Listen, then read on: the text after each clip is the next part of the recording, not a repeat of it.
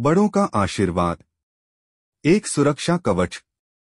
एक दिन दुर्योधन के व्यंग्य से आहत होकर भीष्म पितामह घोषणा कर देते हैं कि मैं कल पांडवों का वध कर दूंगा।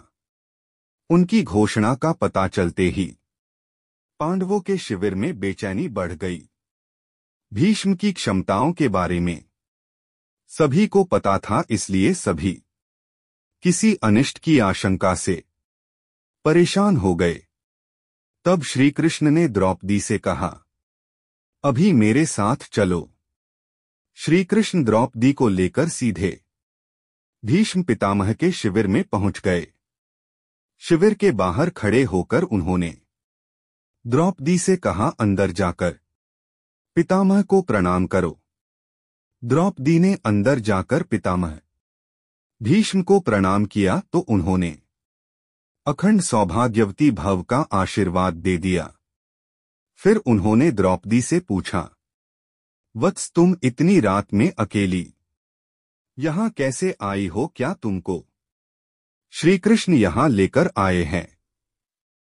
तब द्रौपदी ने कहा, हाँ, और वे कक्ष के बाहर खड़े हैं।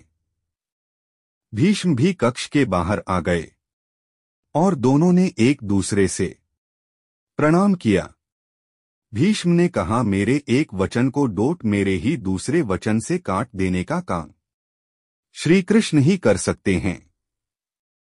शिविर से वापस लौटते समय श्री कृष्ण ने द्रौपदी से कहा, तुम्हारे एक बार जाकर पितामह को प्रणाम करने से तुम्हारे पतियों को डोट जीवनदान मिल गया है।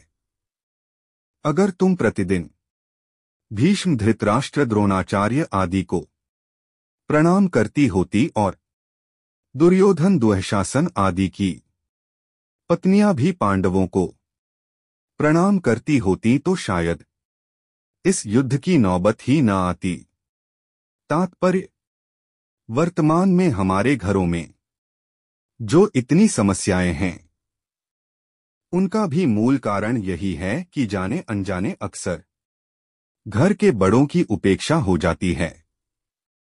यदि घर के बच्चे और बहुएं प्रतिदिन घर के सभी बड़ों को प्रणाम कर उनका आशीर्वाद ले तो शायद किसी भी घर में कभी कोई क्लेश न हो। बड़ों के दिए आशीर्वाद कवच की तरह काम करते हैं, उनको कोई अस्त्र शस्त्र नहीं भेद सकता।